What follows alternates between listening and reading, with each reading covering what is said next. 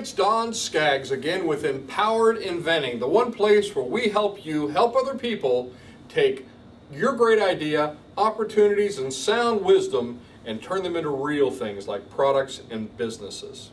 Now today, I want to talk to you about 5 must-haves, and these are must-haves, the things that you really need to have in place before you start calling customers. Now for so many inventors and entrepreneurs, calling customers is probably the biggest, scariest thing that you could conceive of doing. And a lot of times it's where we get stuck because we don't want to do it. So I want to talk to you, I want to help equip you with the right things to have in your mind and the things that you need to physically prepare for to be ready to start calling customers with your great idea, your product, whether you're licensing, whether you're, no matter what it is you're doing, whether you're starting a business, whether you're making product and you're selling product, whatever it is you're doing, before you start calling those customers or potential customers, you need to have some things in place. Now the first thing, and I've said this before, I said this in an earlier video about trade shows, but and some of this will be repetition, but a lot of it is specific for calling customers. So be sure and listen to these. If you're ready to start calling, are you ready to start calling? You have to prepare yourself in certain ways. And if you are not prepared, let me say this first, if you are not prepared properly to start picking up the phone and calling customers, if you're not prepared in the right way, what will happen is you will be disappointed fast. In other words, you will be crushed because being unprepared and calling people is probably one of the worst things you can do. Number one, they're going to notice, they're going to see you stumbling through it. And they're just going to want to know how quickly they can get you off the phone. Now sometimes they do that when you're really well prepared. That's a whole other subject. But if you're not prepared, every single one of them will feel like everyone crashed and burned. You might stumble into one, but if you're not prepared, and again, I think I've said this in 3 videos lately. If you fail to plan, you plan to fail, and you will. So be prepared. Be prepared with these things. Number one, prepare your product. Have a demo type. And that's beyond the Frankentype. The Frankentype, you've proved it to yourself. It's ugly, it's cheap, but you've got the functionality and it's all working really well. The demo type, now you've prettied it up. You've made it presentable. And it doesn't have to be perfect, but it just has to look pretty, and it has to present, and it has to demonstrate very, very well. And show them answer that one question, can you show me how it works? So you've got that. So you've got your demo type, and it's ready to demonstrate. You've got your IP strategy, your intellectual property strategy in place.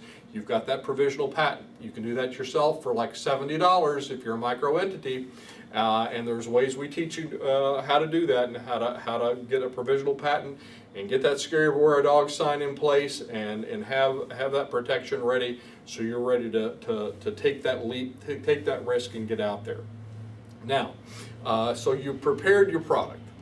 You've prepared your demo type, you've prepared your IP strategy. Now you need to prepare your optics. What they see. When I say optics, I mean what they see when they look at you, what they see when they find out about you. Because again, you're talking to somebody on the phone, I said this in an earlier video, they're looking you up, they're pulling up your website, they're checking you out, they're pulling up your LinkedIn profile, they're finding they're Googling you, they are finding out about you while they're talking to you on the phone if they're interested. So you want to have those optics in place, have a website. Doesn't have to be a $10,000 website either. Don't do that. Get something simple, get something cheap, get something that looks good. So get a cheap website, and I shouldn't say the word cheap, get a frugal website that looks good, and that can be done. Same thing with business cards. Don't end up getting 5,000 business cards. Get a small amount of these things, make it look right, make it look professional, make it look pretty, but don't spend tons of money. Don't spend tons of money on a logo. Things can be simple and things are going to change over time. Be aware of that. So again, just like before, you're going to fail some with these things. So you want to fail fast, fail cheap. So spend as little money as you have to on these things. But still, you want to spend money on these things. So have a website, have a business card, and have a demo video. And I said this before about trade shows. Have that demo video ready, so when they're pulling you up on your website, there's a link to a YouTube video, and it shows you demonstrating the product. And in just 10 seconds, 15 seconds, 30 seconds most, they immediately get you. They get what you're selling. They get what you have. And remember this, everything is a Kickstarter. Everything is like a Kickstarter. And if you're not familiar with Kickstarter, it's this way you people can pre-order and they can buy things, and you run these campaigns, and they usually have a video, and they have an explanation of who you are, what you have, what you want to do, and people pull it up and they look at it and they see you. And so every time you're out there making calls, it's like a Kickstarter. You're trying to get these people to come in and buy from you, or come in and license from you. So just remember that. And so you have to have these things in place. And that's why I'm saying that. Have these things so they can see you and they can see that you are real. Because they'll scratch under the veneer and see if you're real wood underneath or if you're just fake cardboard. So you need to be real. And also when you're talking to people, you need to be very, very genuine. This is kind of off the top of my head, but you want to be genuine. You want to present well, but you still want to have, yeah, this is really me. But don't be the really me that's wanting to be the engineer explaining how to build a clock. You need to keep things very, very concise, have a good story, have a good elevator pitch, have a shortened escalator pitch. Just cut these down to where they immediately get it in 10 seconds. Now, prepare yourself. Prepare your story. Have your story ready. So if you get to talking and they get to talking to you, and they all of a sudden there's an interest and they want to know more about you. So how did you get into this? So how did how long you been doing this, or how'd you come up with it? So have a story ready. Have your story ready. Of this is what we have. This is what we're trying to accomplish. Have some type of narrative ready. And practice it and just get it down pat to where it's just natural for you to say it. It just becomes a part of you. Have your strategy ready. In other words, you know exactly who you're going after, who you're going to call, where you're going to call, but be ready for those pivots, because you call 100 people and 99 of them are saying no. It might be time to call a different kind of 100 people. So have that strategy.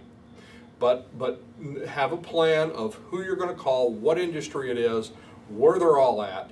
And this is probably the most important thing about preparing yourself for making calls, and that is be prepared for rejection.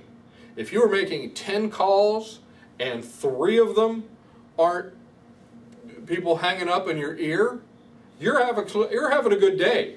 And by the way, don't just make 10 calls. No, I'm talking about 100 calls. You make 100 calls and 30 of them are decent or possible leads, you're having an excellent day. That means that you're going to have 7 rejections.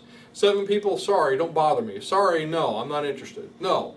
So be prepared for that rejection. And just every time you have a rejection, count it as one more towards that potential yes. Every time you get a no. And this is true in marketing. It is a numbers game. Now, prepare your strategy. Have a strategy of this is what we're going to do this week. This is how many people I'm going to call this week. This is how many people I'm going to call this month. This is how many people I'm going to call this quarter. And in that strategy, have tracking. So you want to track who's saying yes, who's saying no, why, who you need to follow up with. So make it a plan, make it a strategy. Again, we teach ways to do this. So, again, you can learn from a lot of other really good resources out there. So anyway, I hope this was helpful. These are 5 must-haves before you start calling customers. And one more thing, be sure to remember you need to call customers. If you don't call customers, you're not going to have customers. If you don't have customers, you don't have a startup, a business, or an invention. You have a pet. And it's not going to do anything but eat and cost you money.